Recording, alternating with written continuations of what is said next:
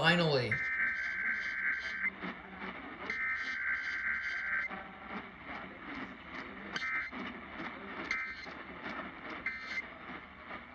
Testing its emergency alert system equipment. The EAS will provide timely emergency warnings. This station serves the Pittsburgh Extended Operational Area. This concludes this emergency alert system test. Oh my gosh. It's 10:11 p.m.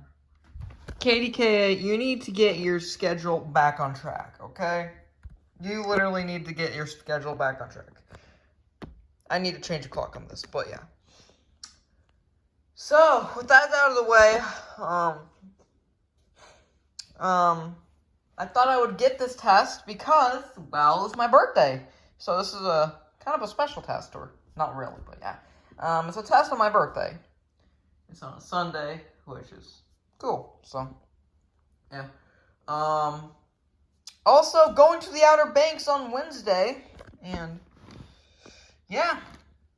So, I'm excited. So, yeah. So, thanks for watching this video. Yes.